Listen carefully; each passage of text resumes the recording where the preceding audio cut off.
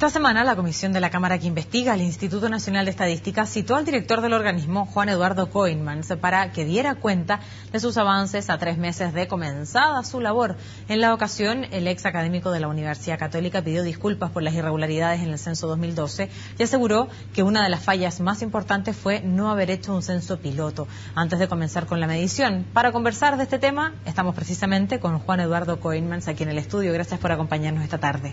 Muchas gracias por la invitación. Bueno, usted ayer participó de esta comisión investigadora, momento en el cual usted también pidió disculpas. ¿Por qué sintió la necesidad de pedir disculpas respecto a lo que ocurrió con esta supuesta manipulación de cifras del censo 2012? Bueno, primero hay que aclarar que todo censo tiene problemas en todas partes del mundo. Ahora, en el censo de Chile hubo problemas y que estamos tratando de evaluar con distintos mecanismos y claro, en el censo chileno tuvimos omisiones de un porcentaje importante de gente que no fue censada, gente que de repente escribe: a mí no me censaron, y yo consideré que esa gente que se consideró no incluida merecía una disculpa.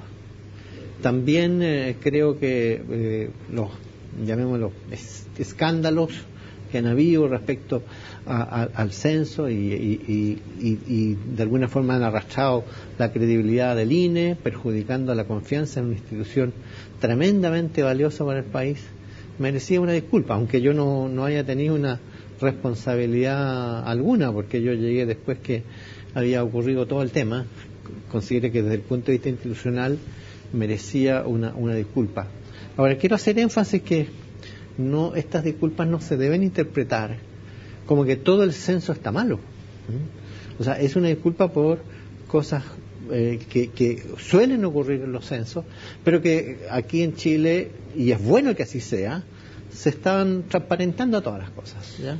Y cuando se hacen transparentes las cosas y aparecen problemas, es lo lógico pedir excusas. Usted al inicio de su respuesta ha dicho que todos los censos en todo el mundo tienen problemas, sí, pero se esperaba que este fuera el mejor censo tal vez de la historia de Chile, que había un cambio metodológico importante, había 3 meses para censar a los chilenos y también un cambio importante y que iba en pos de mejorar el censo, más allá de que siempre van a existir estos tipos de errores. ¿Cuál fue el principal error en este caso? Mire, respecto a que fue el mejor censo de Chile o no me cabe a mí responder la pregunta, porque eso se está evaluando. Hay una comisión externa al INE, independiente del INE, que está haciendo una investigación exhaustiva. Esa es una comisión que yo llamé para justamente operar con la mayor transparencia posible.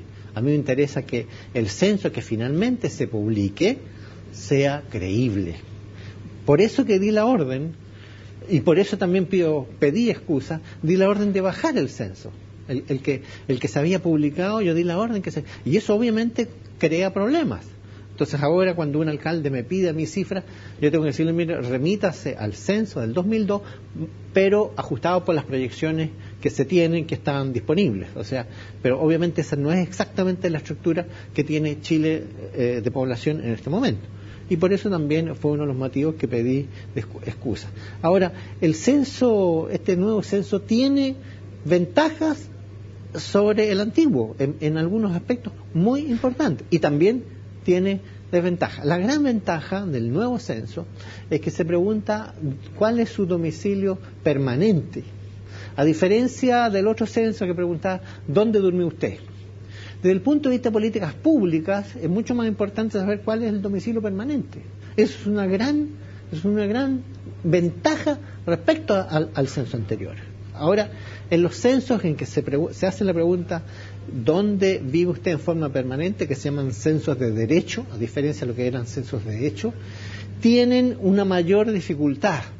Y la mayor dificultad proviene que como se hace en un periodo de 3 meses, se va a una vivienda y puede que no se ubique una persona. Se vuelve a ir una vez, otra vez, hasta 3 y a veces más veces, y puede que no se ubique las personas. Entonces hay una tasa de omisión que suele ser mayor que en los censos de hecho.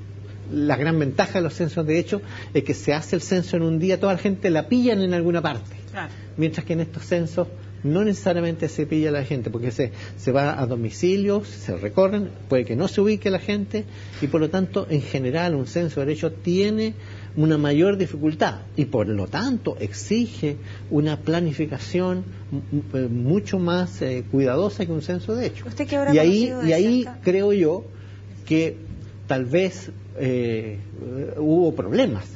¿En la planificación? En la preparación, yo creo que un problema que hubo es que no hubo un censo piloto, que para un censo de derecho, que era la primera vez que se hacía, yo creo que habría evitado varios problemas, ¿ya? Y también creí yo razonable pedir excusas por la forma en que se publicaron los datos, que se publicaron en una forma que no explicaba exactamente bien en qué consistía la cifra de población que se estaba publicando. Esas cifras de población que se estaban publicando correspondían a gente que efectivamente había sido censada, más lo que llamamos moradores ausentes, que son estimaciones que se hicieron de las casas que se visitaron, que se le pusieron stickers, pero que no se halló población. Eso se le llama moradores ausentes. Y se aplicó una técnica que es básicamente elegir aleatoriamente dentro de la manzana, y colocar esa cantidad de gente en vez de lo que había. En esa manzana obviamente va a haber error, pero en los grandes números es uno de los métodos que se usa. Pero también se hizo otra estimación que tal vez correspondía hacerlo, o métodos parecidos, que fue calcular la población de viviendas no logradas, o sea, de viviendas que no se había llegado, ¿ya? Y eso se hizo tomando las cifras del precenso, que se hace como un año antes, sí. Se le sumaron las construcciones y ahí se tenía una estimación de las construcciones totales que había en el momento del censo. Y a eso se le restó las viviendas censadas. Y ahí se sacó una estimación de viviendas no logradas y ahí se hizo una imputación o una estimación de personas correspondientes. O sea, y por lo tanto lo que se entregó en la cifra antigua o lo que se pretendió entregar era una estimación de la población, donde había una cifra de gente realmente censada, esta estimación de morador ausente y esta estimación de personas de las viviendas no logradas. Y eso no se explicó. Y creo que correspondía explicarlo, ¿ya? Ahora nosotros no sabemos, estamos esperando los resultados, las recomendaciones de la Comisión y de expertos internacionales para ver cómo vamos también a publicar las cifras. Yo personalmente no soy partidario de publicar las cifras de personas de viviendas no logradas. ¿Por qué razón? Porque los censos son una primera etapa, son más bien para caracterizar la población, porcentaje de católicos, porcentaje de gente con tal nivel de educación, no para contar la población. El conteo de población se hace en un periodo posterior, que dura un año después que termine el proceso censal, entre 1 año y 10 meses. Eso se llama el periodo de conciliación censal, que se hace entre el INE y CELADE. Siempre hay este proceso. En el censo, por ejemplo, del 2002 se computaron 15.100.000 personas, pero después del proceso de conciliación, que dura varios meses, se llegó a que la población oficial de Chile eran 15.700.000.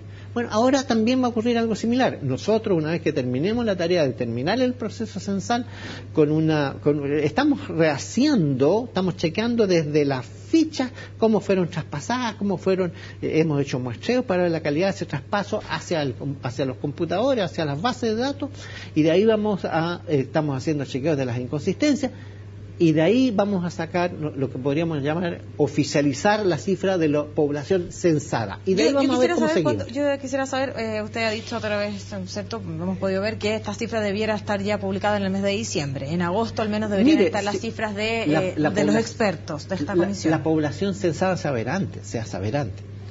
¿Qué es lo que vamos a conocer en diciembre? ¿Qué es lo que vamos a conocer? Si la comisión más con la asesoría de otros expertos internacionales nos aconsejan hacer una estimación de los moradores ausentes, ahí vamos a tener que publicar las cosas, demoraría unos 4 meses más, o sea, estaríamos saliendo como en diciembre con el proceso censal. Pero si se dice, mire, no, publique solamente la población censada y lo otro lo deja esta estimación de demorador ausente lo deja para la etapa de conciliación, podemos salir antes.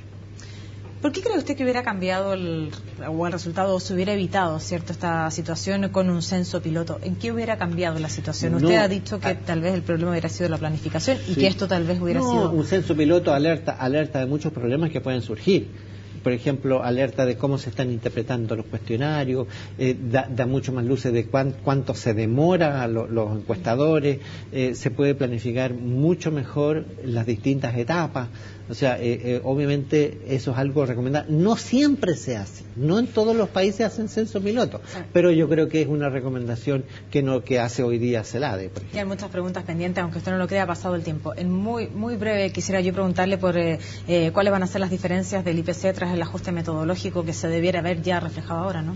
Mire, la diferencia va a ser bastante menores. O sea, hicimos un ajuste metodológico para el IPC de este mes que fue bendecido por OCDE, que es por la oficina estadística de OCDE, que sometimos nuestra propuesta y ellos dijeron que eso estaba con los estándares internacionales y estamos haciendo, estimamos ya la inflación de este mes, la que va a ser publicada va con la nueva metodología, que es afecta al ítem vestuario, ¿ya? Que es un ítem de 5,3%, no es que todo el IPC. Pero la diferencia, el efecto que tenga en el IPC final va a ser bastante menor. O sea, yo no debo decir la cifra, porque eso puede pero quiero decirle que es muy, pero muy inferior a todo lo que se ha mencionado, ¿ya? Y es un problema que está en todos los IPCs, en todos los países que han sufrido este tipo de cambios metodológicos. Los IPCs siempre se van perfeccionando, es como un reloj que pasamos de menos precisión a mayor precisión. Y hay otros ítems que podrían estar sobreestimando la inflación, como es el caso de algunos productos electrónicos, y eso también lo vamos a ir corrigiendo. Probablemente en el IPC del próximo año van a haber correcciones que a lo mejor... Entonces no hay que tomar una especie de señal de alarma que cada cambio es un caos. Son cambios que ocurren en todos los IPC del mundo. Por ejemplo, vamos a cambiar la encuesta de presupuesto familiar y eso obviamente va a implicar una diferente ponderación de los ítems y va a tener probablemente implicancias mayores que la que tiene el tema de vestuario. Y vamos a tener tiempo también para conversar de eso en otra oportunidad. Gracias por acompañarnos esta tarde. Gracias. Bueno, y nosotros nos despedimos. A continuación los dejamos con la repetición de CNN Invita junto a Gustavo Manén. Nosotros nos reencontramos mañana. Que tengan una buena tarde.